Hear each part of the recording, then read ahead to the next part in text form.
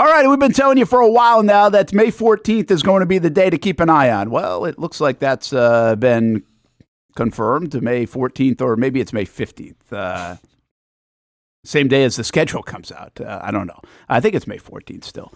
The Times Union, Florida Times Union. Day before the schedule. Yeah, it's the day before. It's May 14th.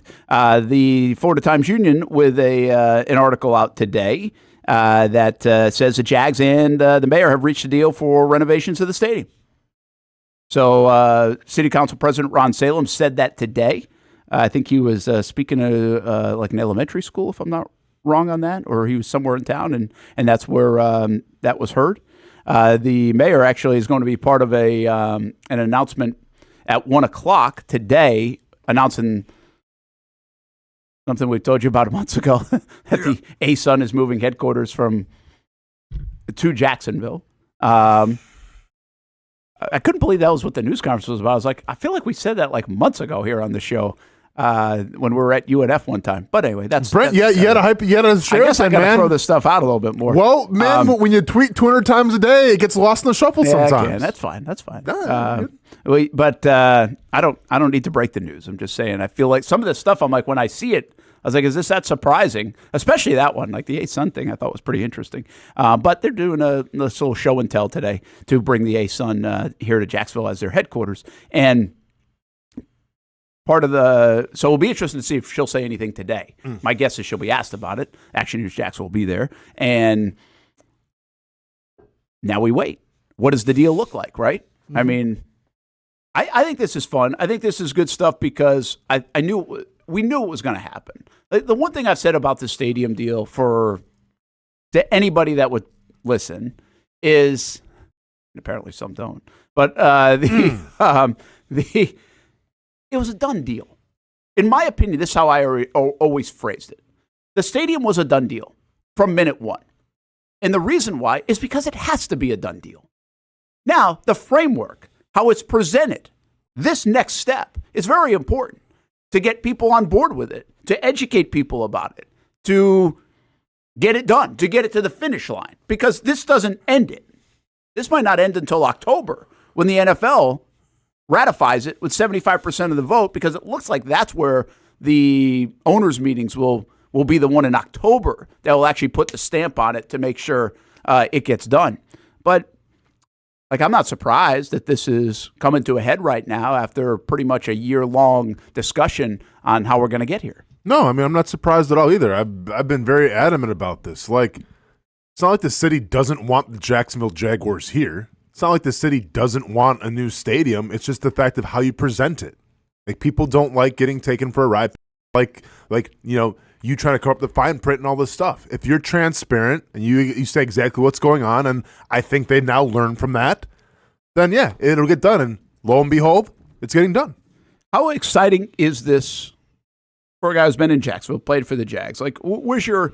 I'm not telling you have to have excitement for it. Don't let me put words in your mouth. Yeah. Okay. Like, it's fine if you're not. I mean, it's a stadium, and you're not really a materialistic person. I am not. So, like, does this do anything for you? Yeah, I mean, obviously it does stuff for me because, I mean, who doesn't love a new stadium? But, like, also I'm kind of like, well, it's going to be a couple years.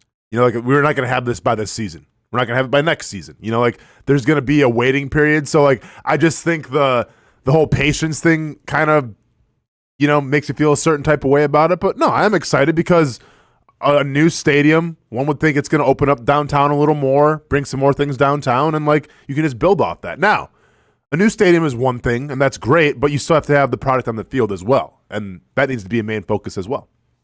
Hamby, you've been covering this on the news side. You actually even said, hey, we had something on this yesterday, right? Like, you were in the news. So yeah. Even before today's confirmation, I think, by Ron Salem to say it's going to be announced and presented is really the news here at the next regular meeting, which will take place on Tuesday. And that's why May 14th was kind of that date. That's that meeting that was scheduled. Made some sense. What have you seen on the news side of things revolving the stadium? Yeah, it was always kind of that there was the agreement was going to be presented next Tuesday. What came out last night was a Sin Bin investigation that there could possibly be, and I want to be careful, I guess, but sources have told send Ben Becker, Action News Jackson investigator, that JEA, there's a push for some JEA money to be used for the stadium, which would be only about $15 million, but that could cost some JEA workers some jobs. That was today. Yesterday was more of the confirmation that the deal will be presented next Tuesday. But yeah, it's like the JEA aspect is new. The idea that the deal is going to be presented next Tuesday was not, but I guess it was kind of just was getting Twitter in a frenzy, is just seeing that the deal is done. Yeah, like that's a big part of it. And now we say, what does it look like, right? I mean, so here's the stadium. We should be getting a good look at the details before next Tuesday because of public records. Is that how that will happen? Well, I can't tell you. Like on Monday you'll get them? Like we'll get them on Monday? I can't tell you when we could get them, but I'm telling you we shouldn't have to wait till they present it next Tuesday to get a good look at it. Okay. Nice, Hamby. Spitting some facts on the stadium. I like it. So here's the Jags, by the way, to your point, have been transparent on this. Very transparent. They had community discussions last year. They're going to do more of those, by the way, over the next couple months, because I think, I don't pay attention to the politics probably as much as I should and know and all that stuff, but I look at benchmarks. So like this May 14th date or right now where they've agreed upon a deal and it will be presented is a huge benchmark. The city's obviously had a third-party negotiator in this. That means they've all worked together to get it done. And let's not forget, like when I sat down with Mayor Donna Deegan in London and Mark Lamping in London, I mean, it was crystal clear at that point. We came back out of London last year and said, the deal's going to get done. Like they both want to get it done. Like there's no hang up in wanting to get it done. Like they were saying that, and including Mayor Donna Deegan, very transparent about, yeah, we wanted this to get done. Now we just got to figure out what's the best way to do it, right? Mm-hmm. So when you have that, when you have two sides that want to get it done, a la like the Trevor deal, a la the Josh Allen deal, like, yeah, they can be tough, but they're going to get done. And so that part is now to the finish line, it looks like. What did they land on is what's important. The next stage of it is presentation to council. Council now has like 60 days or so, I think it is, to then approve it on their side. And that will be a big step. And then after that, it will go to the owners. But in the interim, while that 60 days is going on, there's going to be a lot of education from the Jags, like these little huddles that they did. They're going to do that again. They want fan and taxpayer and people to be a part of it, which I think is a very smart move. And it's going to come with some friction. They've known that. It's not an easy thing when you're talking about $1.4 billion. What they did lose is the side of it where it's like, hey, we're also going to build the east side up and all this other. They made it just about the stadium. And so the big question is how much is coming out of Shad and the Jags and how much is coming out of the city. And that's what I guess will be presented with on Tuesday. The other big part, now I think this is the part outside of the dollars that Jags fans are interested in and that we're probably interested in a lot too, is where are they playing? How long is it going to take? Mm-hmm. Because again, in London was the first time Mark Lamping had said, hey, we think there might be a way to only miss one season in Jacksonville. And then that kind of caught some wind as well over these last few months. And I'm guessing that's where they ended up landing, where they can start next year, which would be 2025, in some of the underbelly stuff and some of the things that go into this huge renovation, which I'm not smart enough to know. And then in 2026, you can have partial capacity. I was surprised by the number. I think the Florida Times Union reported the number months ago was like 45,000. I thought it would be way less than that. I thought it would be like half. But play those games for a season in 45,000 or 40,000, whatever it is, and then play the 27 season somewhere else. My guess is still it's going to be Orlando. That's what I'm guessing. I don't think people are going to like that part of it. You got to educate the why, right? You got to tell people why. You can't. So that's, I think, what happens. 25, start underbelly stuff. We might not see all the construction, but there's stuff going on. 26, limited capacity, but playing at home is what they most recently discussed and presented, or at least threw out there. And then 27 would be somewhere else. Again, Brent guessing, not knowing, Brent guessing that Orlando's going to be the place because it doesn't cost you any extra money to do it. Orlando would be happy to have it. They have the facilities to be able to do it. You don't have to do anything like a UNF or a baseball grounds or a Daytona, and that costs you another $100 million, right, when you're asking for $1.4 billion. So I think that probably makes the most sense, even though people aren't going to like that part. And then the last stage would be October owners' meetings, 75%. And I think people don't realize this enough, and I've said it a couple of times. That element is really important. You have to present to the NFL a deal that looks in line with other deals that have been done recently around the National Football League. Tennessee, Buffalo, those are the most recent ones that are going to be done. But you can't be like this crazy outlier. They won't approve it. Like Roger Goodell came down here on a Monday night football game, or maybe it was a Sunday night football game, met with people in Jacksonville, and I think that was part of his mission of meeting with them is like, hey, this is kind of what it's got to look like. Mm-hmm. When you guys are negotiating this thing, the framework has to look like this, or these guys won't say yes. And by the way, there's probably still some institutional folks in those NFL owners meetings that will say, we'd like to say no to Jacksonville. So I don't think they're going to have a hard time approving it. But it's got to be inside the parameters of and fall in a line, if you will. And so that's an element I don't think people are fully aware of. But I do think it's an important one that the negotiator, the Jags, and obviously the mayor's office had to agree upon. So are we saying 2028 would be the I think that's still in line. From everything I've heard, 28 is still going to be the unveil. That's kind of like the benchmark. The opening. Okay. That will be the time. Man, that's a ways away, though. But yeah, I get it. You do what you got to do. Well, there's a lot going. Okay, maybe I did. I don't think I mentioned this, but the biggest piece of this all, from a city standpoint, is a lease that runs out in 2029 will now be extended for some 25, 30 years. Yeah. I mean, the Jacksonville Jaguars. We can all flip birds at all of those national guys. I can't wait to do it. I mean, I've been doing it for years anyway. Yeah, haven't we already been doing that? Move to this. Hey, Jason Lockenfora, how you doing? Like, I forgot about him. Like, I think we collectively just take a picture of flipping the bird to the national media. Like, Brent, come on, man. Like, that's what that to me. The lease will do that. The lease will do that. That's. And hey, can you get out of a lease? Yeah, you can, but it's hard as hell. Like, it is hard to move a team. Like what the Rams were able to do, that is not easy. People around, the more people I've talked to over the last couple of years about these kind of things and deals, it is so hard to move a team. Mm-hmm. So like that alone makes it such a, small percentage. And the goofballs that we're talking about, London, holy cow. I mean, now you're adding a whole different element to it. Yeah. Now you're adding like a CBA that you got to get approved with it. You got to add the travel, the logistics, the other thing. Like the London stuff was so stupid to me. Oh, of course, yeah. That's why I don't even care about the finger, because like there was never a doubt in my mind this team was leaving. Like it lived rent free in my head for a day, and I'm like, you guys are stupid. We're not going anywhere. Duval TV said, "I'll sit front row for that picture." Let's go, man. And Delphonic says, "Say less, Brent, if you need a flipping the bird pick." Yeah, I mean, it's. I don't know. I feel like honestly, for someone who's been in town now for 16 years, and there have been people who have been around longer, and obviously since the birth of the Jacksonville Jaguars, which is now on year 30, which is also a lot of significance to that, right? That's pretty cool. They could reach this deal in year 30 of the team. But I think there's a lot of validation for the fans. I think there's a lot of validation for Schott. I think there's a lot of validation for people like Mark Lamping that have had to answer the question so many times.